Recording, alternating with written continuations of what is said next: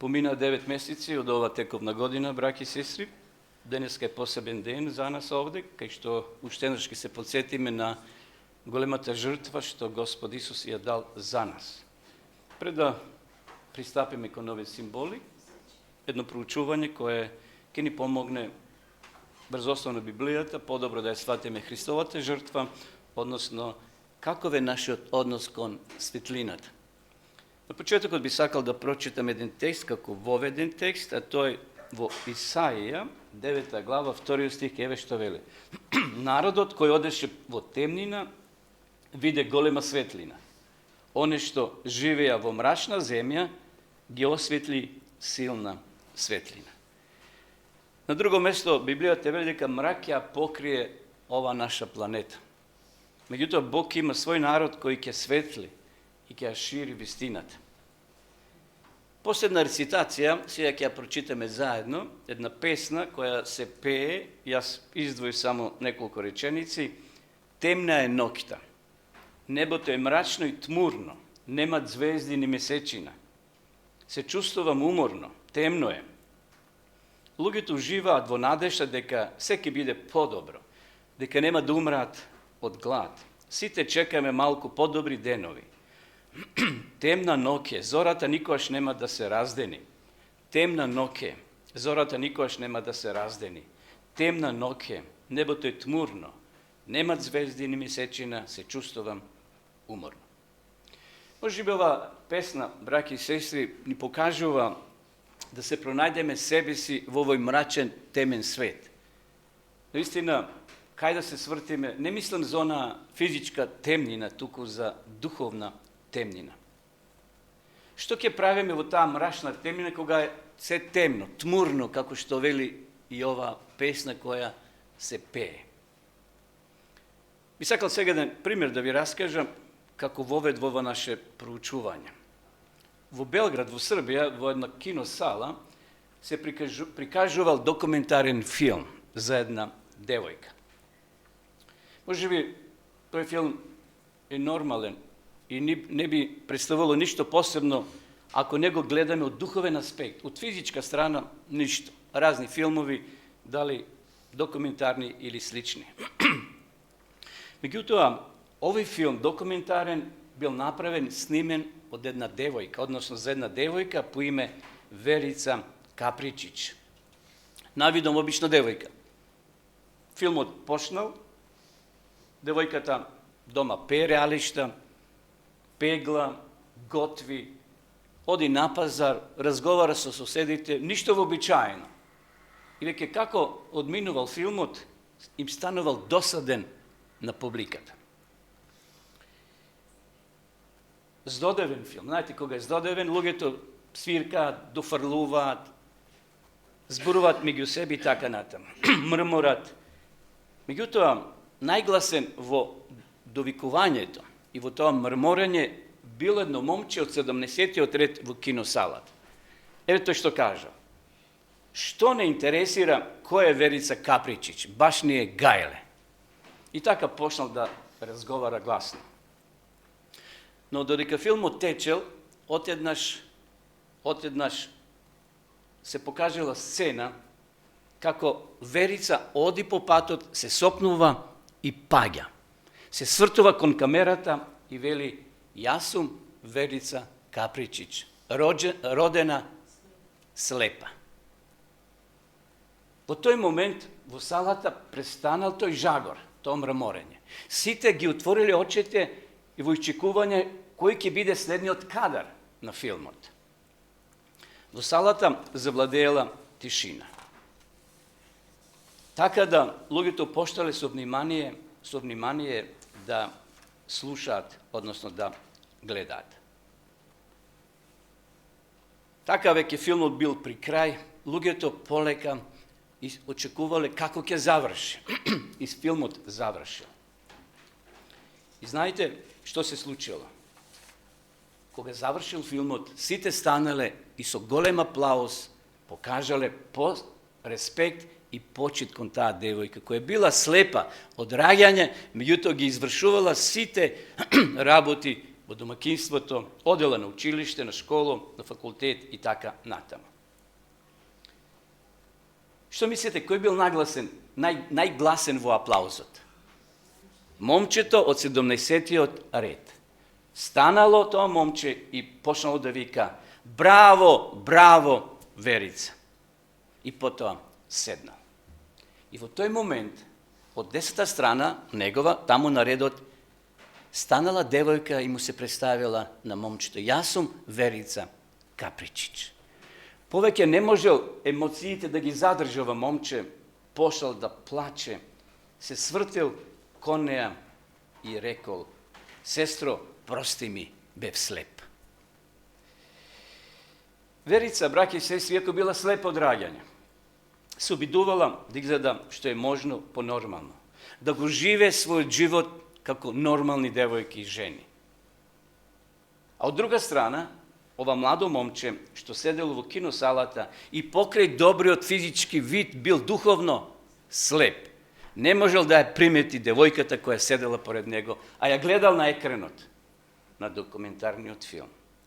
Ајде да, колку времето ќе ни послужи, имам неколку примери од Библијата. Првен ќе пошлеме со слепиот Вартимеј. Одиме, ако ме пратите, еве на брзина ќе прочитам само неколку текстови. За овој настан зборува и Марко, зборува и Лук и Матеј. Јас би прочитал од Марко, 10 глава. Малку само да го допреме овој настан и да видиме која е важната поука за нас. Марко, 10 глава, од 46 стих, па може до крај, до 52. И дојдоа во Ерихон, а кога излегуваше од Ерихон со своите ученици и со големо множество, Вартимеј, синот Тимеев, слеп просјак, од раѓање бил, слеп просјак, седеше покрај патот.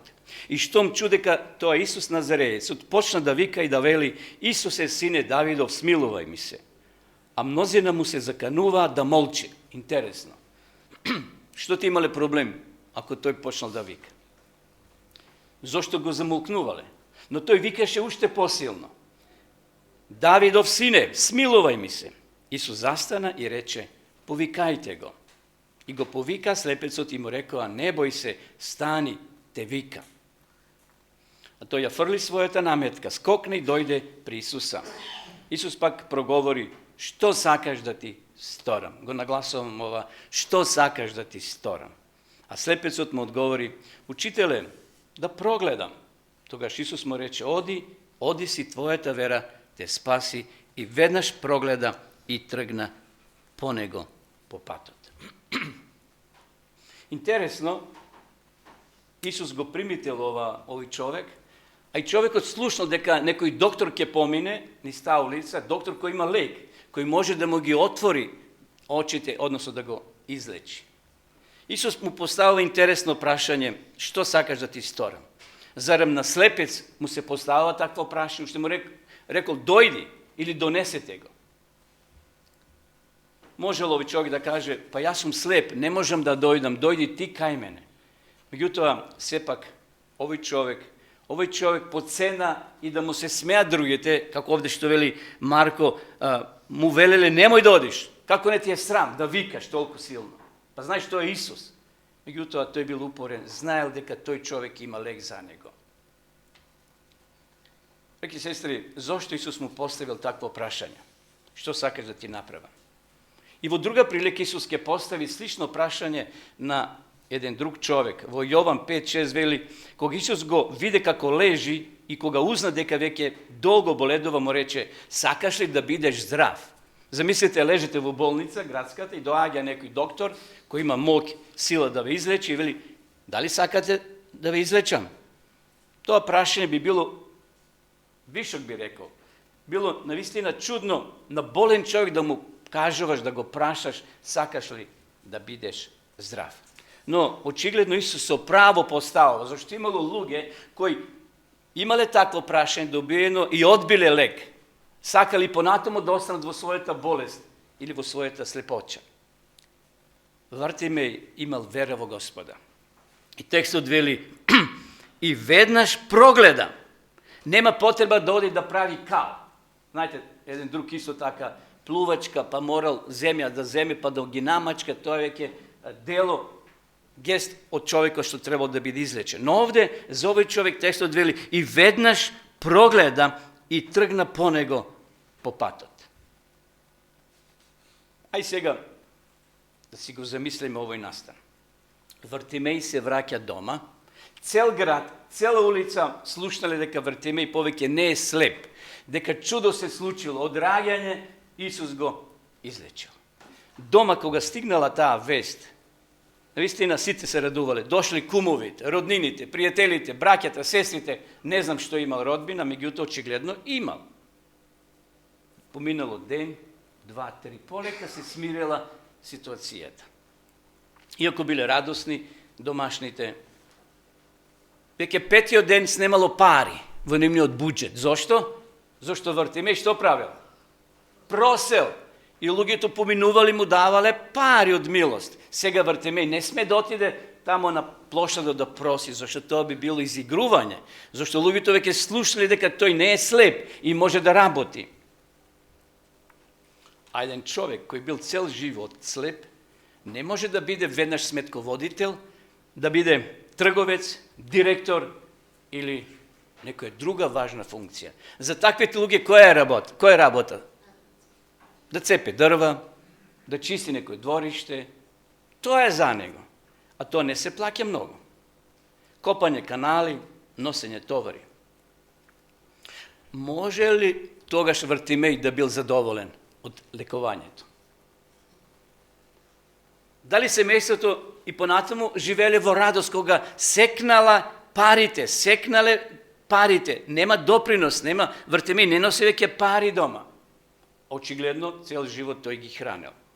Ја не знам дали Вартимеј се покајал за својот вид или не, но да бидеме сигурни дека денеска има луѓе, браќи и сестри, кои едноставно не сакаат да оздрават. Не мислам за физички да оздрават, туку духовно. Колку пати ние сме сведочеле, колку пати сме зборували, колку пати сме им нуделе речта Господова, меѓутоа тие одбиват. И нам ни е жал.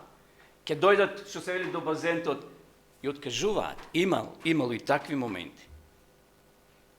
Но, знаете, сигурен сум дека Исуса повеќе го вознемирувало не она што тие биле физички болни и одбивале да бидат излечени, туку оние што одбивале духовно да гледаат. Исус се борел токму со таквите или против таквите. Еве што кажува, ќе ги видиме сега и цитатите, првен да го прочитаме текстот во Матеј. Овде Исус имал честа борба со фарисеите и садукеите. Овде во Матеј, 23 глава, сте ја читале, секој текст почнува тешко на вас. Јас само ќе прочитам 2-3 текста. 23:15, вака вели: Горко вам, книжници, фарисеи, лицемери, кои ги обиколувате морето и копното, за да придобиете еден прозелит. И кога ќе стане тоа, го прави син на пекало 2 пати полош од себе. Потоа, 16 стих. Горко вам, слепи водачи. Безумни слепи, 17 стих. 19, слепи. Повторно слепци. Интересно колку пати Исус го повторува овој текст. И сега, да не тумачам јас, одеме на текстот од книгата Копнежот на вековите, вака веле. Тешко вам, слепи водачи. Фарисеите ги нарекуваат глупаци и слепи и лицемери. Може ли Исус да ме нарече мене и вас така? Истиот прекор им е упатен на многу кои дури и во наше време се фалат со својата побожност. За секоја реченица можеме сега проповед да направиме. Истиот прекор им е упатен на многу, вели овде Елена Вајт, на многу кои дури и во наше време се фалат со својата побожност. Ајде одеме сега, пред да прочитаме уште некој цитат, на еден друг настан од Стариот Завет. Тоа е Валам. Сте проповедали самите, сте читале, меѓутоа сакам само да се подсетиме како бил тој човек и што одбил, зошто одбил, што направил. Во Броеви, или 4 книга Мојсеева, во 22 глава, Еве, имаме многу текстови, нема да читам се, само неколку за да ја доближиме ова слика. Во ноќта Бог дојде при Валама и му рече, ако ти дојдат луѓе да те повикаат, стани, тргни со нив, но да правиш само тоа што јас ќе ти го кажам, или рече. Сега наутро, вели, Валам стана и стави грубо дрвено седло, самар би си рекло, на својата ослица и отиде со моавските кнезови. И сега може да читате понатаму, 23 стих вели, кога ослицата го забележа Господовиот ангел, како што стои на патот, со излечен меч во раката, сврти од патеката и тргна во полето.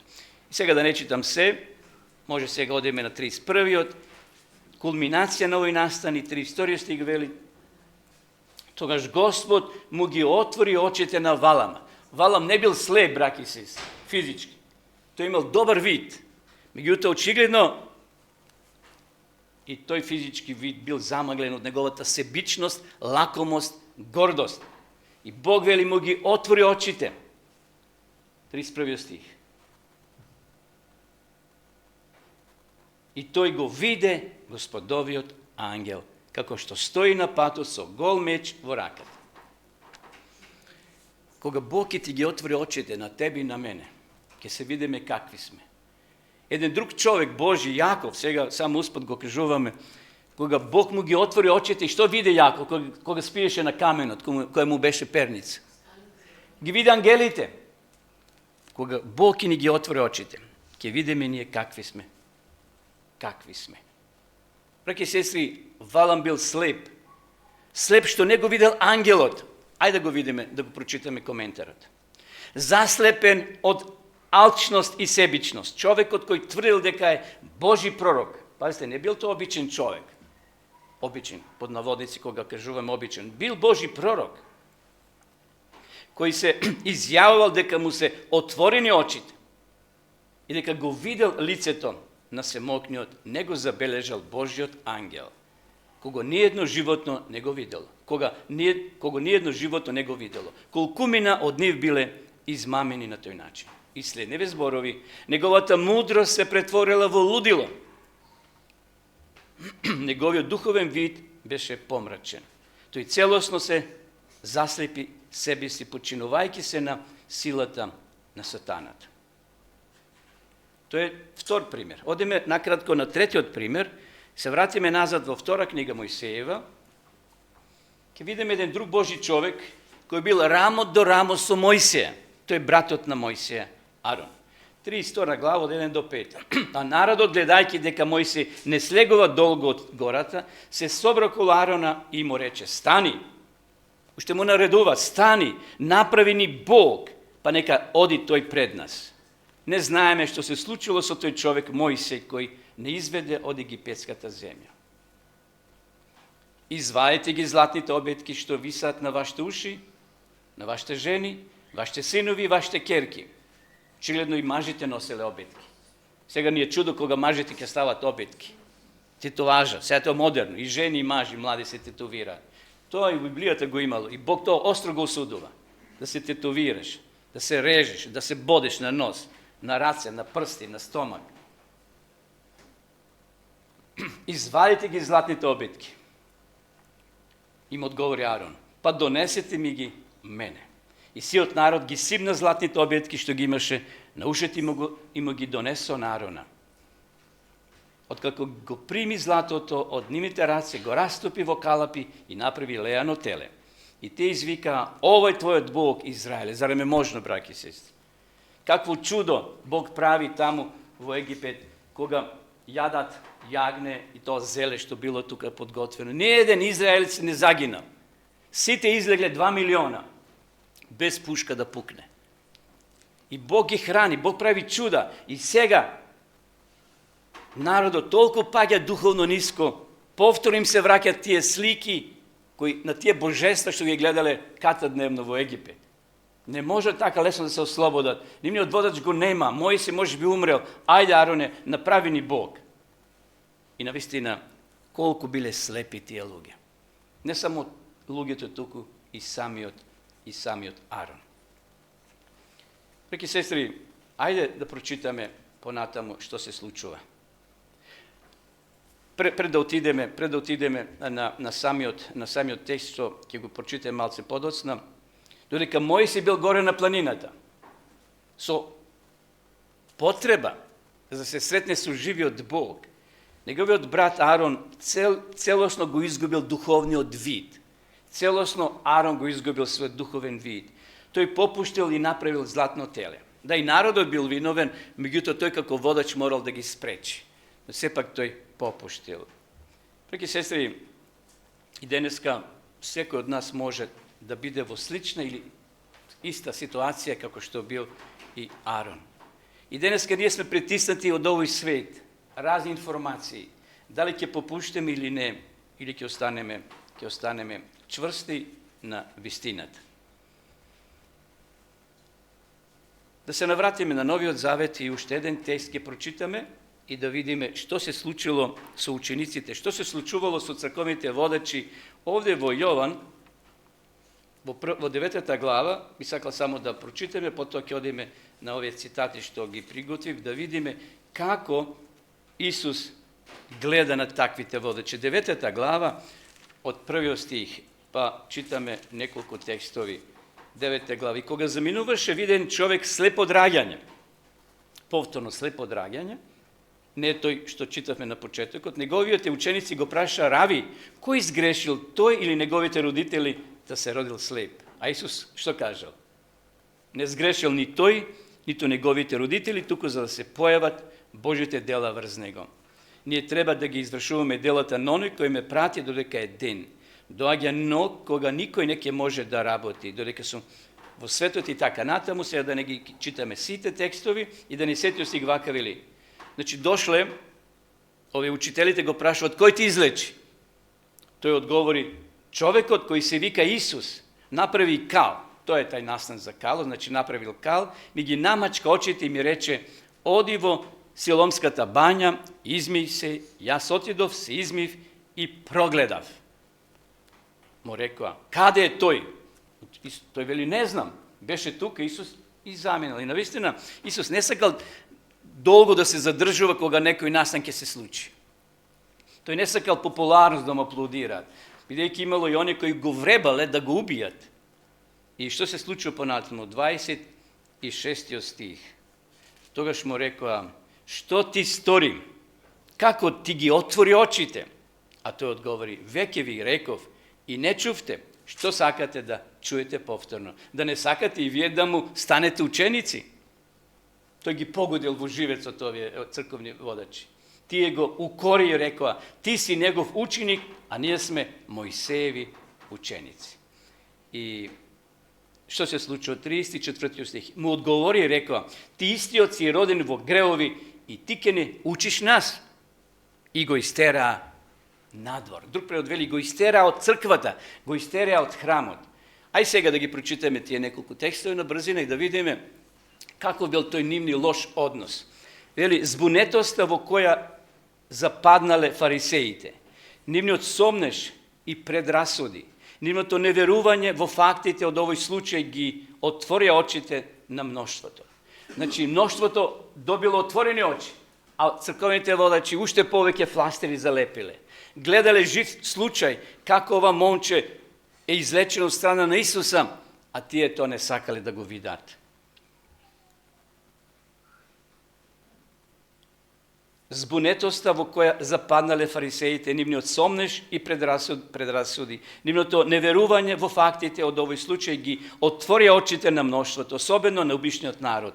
Исус често ги правил своите чуда на улица, а неговите постапки секогаш ги устрануваа страдањата. Значи, често пати Исус тоа го правил. Дали во бањата, кај што има многу луѓе, дали на пазар, дали на друго место, во некој дом кај што се собирале луѓе. Фарисеите биле зачудени и воздржани, воодушевени од неговите остри, решителни зборови. Неколку моменти владело тишина. Слушайте сега, гледайте сега што пише. Потоа намрштените свештеници и рабини, како да се плаше од инфекција од контакт со него, ја истресува прашината од нозите и го навредуваа. Се мисли на ова момче кој било излечено. Ти си роден целиот во греови. ти ке не учиш, и го исфрлија од синагогата. Зарем е можно оние црковни учители кои треба да ги учат луѓето, да ги насочуваат кон Христа, така арогантно се однесуваат и фактички го фателе малте не за рака и го избркале од црква. Понатаму. Манифестациите на божествената сила кои му дадоа и природен и духовен вид на слеп човек, ги оставја фарисеите во уште поголема темнина. Некои од неговите слушатели, предпоставувајќи дека Христовите зборови се однесуваат на нив, прашаа: дали сме ние слепи? Потоа Исус одговори, и сега може да читаме овде 41 стих, кај што вели: и мнозина дојдоа при него и рекоа: Јован не прашуваш и така натаму. Кога во смисол Јован што проповедал, текстот вели: Јован не направи ниедно чудо, но се што рече Јован за него беше вистина. Сега повторува делови од Новиот Завет овие фарисеите. Браќи и сестри, гледате како се однесувале овие луѓе. Уште еден цитат. Бог не е оној што ги заслепува очите на луѓето или им го стврднува срцето. Тој им испраќа светлина за да ги направи нивните грешки, да ги исправи нивните грешки и да ги води по безбедни патики. Само со отфрлање на оваа светлина очите стануваат слепи, а срцата стануваат тврди. Како е нашиот однос кон светлината денес, браќи и сестри? Понекогаш не мислиме дека гледаме, а всушност сме слепи. И затоа Јован, богослов, во последната книга на последната генерација, а тоа сме ние, наречена Лаодикеја, кои зборови ќе им упати. Во 3 глава сеќавате што пишува во 17 стих. Еве само да се подсетиме, иако знаеме. Зашто велиш, што? Богат сум. И се збогатив. И ништо не ми треба. А не знаеш, вели, дека си беден, несреќен, сиромав и слеп. Браќи сестри, ако осетиме дека физички не гледаме, ние одиме каде? На доктор, научен доктор, и мене ми ја сменја диоптријата. И ние менува диоптријата, појаки, послаби, се зависи какво движење. Значи, физички човекот нашол некој решение до една точка. Доктор вели, до тука можеме, понатаму ќе си бидеш таков како што си. Меѓутоа, Бог има лек за нашата слепоча. Бог има лек да не излечи. И затоа овде, ако читате во следниот текст, тој препорачува: дојди кај мене, те советувам, купи си од мене злато, пречистено во оган, и така натаму, и бели облеки, за да гледаш, да не се гледа твојата срамота. Но интересно, браќи и сестри, зошто овде Господ вели: дојди и купи? Зарем Евангелието не е бесплатно? Зарем ние делиме Библии бесплатни? Така? Ние постојано на емисијата делиме бесплатни Библии. И луѓето се пријавуваат и добиваат. Меѓутоа, зошто овде Исус вели: дојди и купи? Не ли во Новиот Завет се бесплатно? Браќи сестри, да, се е бесплатно. Но за да го тоа добиеме и тоа да стане дел од нас, треба да се откажеме од некои наши работи. Треба да се откажеме од некои наши работи. Тој го бара нашето јас или его. Може би понекогаш нашата ароганција, нашата гордост, нашата себичност. И сега да не редам. Тоа е она што Исус сака да го земе за замена да ни ја даде решта Господова. За да може да гледаме целосно, да се видиме целосно себе си. Знаете, кога ќе влезете во една просторија и ако има огледало, а ако нешто се варело во таа просторија, има магла, стаклото што станува? Замаглено. И мора тоа да се исуши, за да се видиме самите себе. Иначе, ќе гледаме нешто магловито. Понекогаш ние гледаме магловито во нашиот живот. Но Исус сака таа диоптрија да ја изостри, за да може да гледаме целосно. Браќи сестри, нека Господ ни помогне, како што се моли Јов. Јов 29:15 вака се моли: бев очи на слепиот и бев нозе на хромиот. И ќе завршам со она девојка или жена, често пати ја спомнувам, Фани Кросби. Била родена слепа. има овде година кога е родена. Умрела 915 година. Интересно кога починала Елена Вајт. Значи живеела во претходниот век. Меѓутоа, Франи Козби била физички слепа, но имала лична врска со Бога. Таа била просветлена духовно. Односот со Бога и бил секојдневен. Вели, слепилото како благослов, а не како трагедија. Таа не се жалела ниту пред луѓето, ниту пред Бога, зашто била родена слепа. Напротив, таа верувала дека Бог ја дал духовен вид, што многумина со физички вид не го поседуваат. Еве една нејзина изјава, вака рекла: ако ми беше понудена можност, кога ги читам овие зборови се ежам, толку се јаки, силни. Ако ми беше понудена можност да видам, значи да гледам, не би ја прифатила. Кога ќе дојдам на небото, првото лице што ќе го видам, ќе биде лицето на мојот Спасител. Дали ние сме подготвени тоа да го изјавиме? Ако ми беше понудена можност да гледам, не би ја прифатила. И затоа во многу нејзини песни, а таа ги напишал некаде околу 8.000, ми се чини, да? Провејува светлината Божја, Божјата милост, Божјата доброта.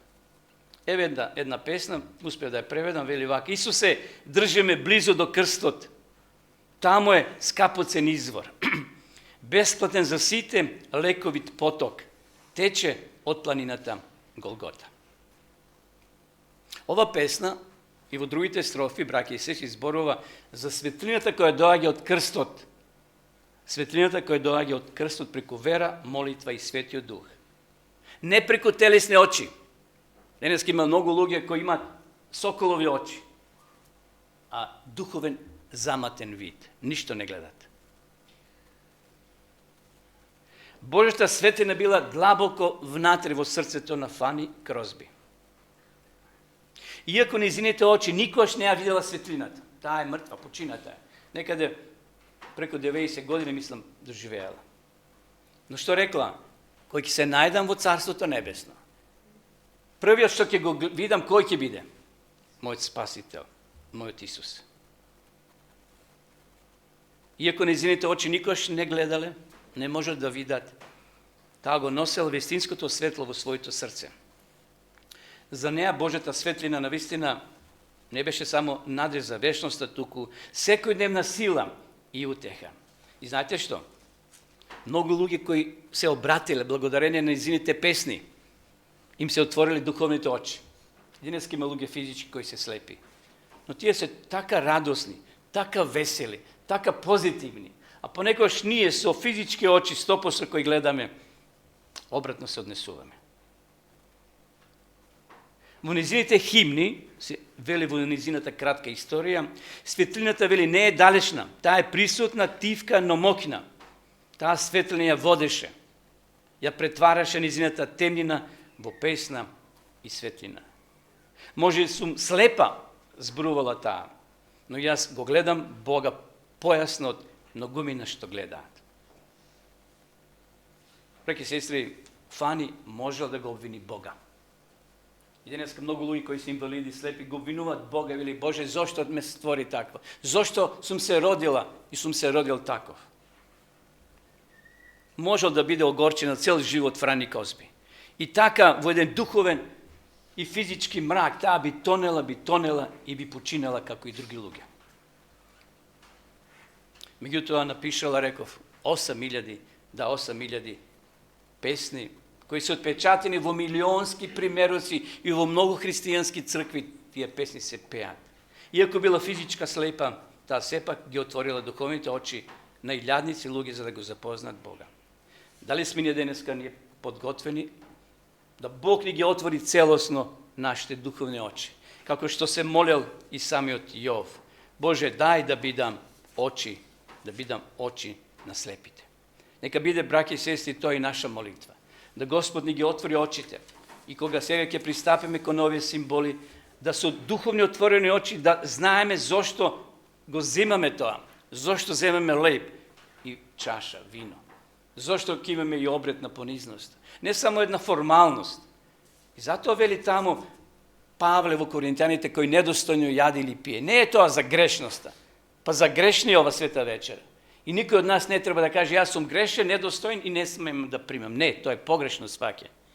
Но кога вели Павле дали недостојно кој јади и пие, се мисли дали ја разбираме, кога разбираме значењето на светата вечера.